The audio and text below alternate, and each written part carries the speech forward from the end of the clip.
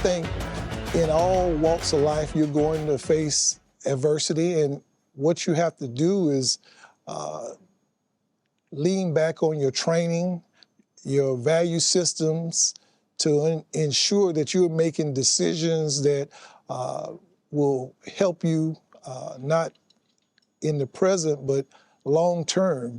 It always happens. So I think in my career, when adversity happens or a challenge happens, one thing that you have to keep in mind is the world will not end. I always tell people every ism that you can think of, I've had to deal with that. I think having a strong faith base and understanding who I am, having the confidence about my purpose and why I'm here allows me to navigate through those challenges. You have to be able to recover. I think sometimes when individuals come up with a challenge and then all of a sudden they just fold, they just shrink. But you have to learn from whatever adversity that happens. You have to learn from it, and then you have to grow within it. One of the critical moments when I faced adversity was I had moved in my career with the same company, and I decided to move out of operations and go into sales. I had done an assessment of people at the top of the company, and everyone seemed to have some kind of sales experience, and I believed that that was my path forward as well. And then, of course, another mentor of mine, Maynard Jackson, talked about everyone's a salesman all the time. One day,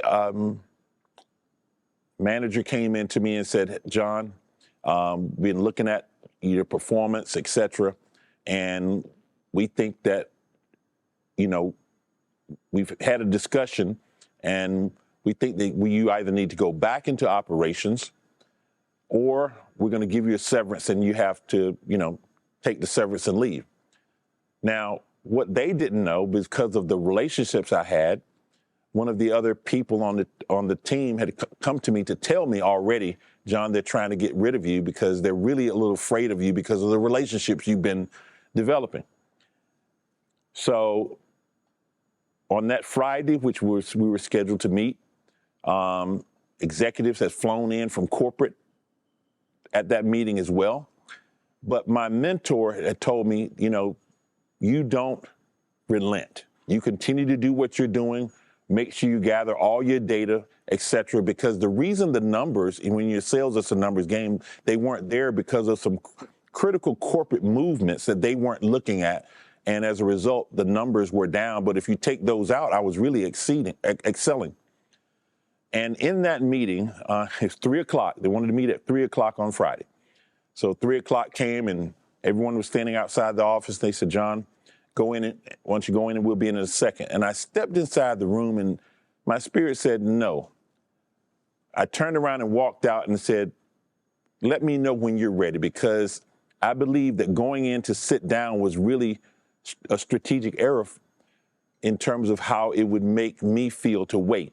So I actually sat at my desk and I made them wait until they called me, until they were ready.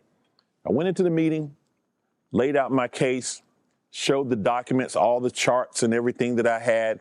And as I'm doing that, they're kind of looking at each other. And the guy who I was reporting to was sitting on one side and his supervisor was behind the desk, and he's looking at the numbers using his calculator.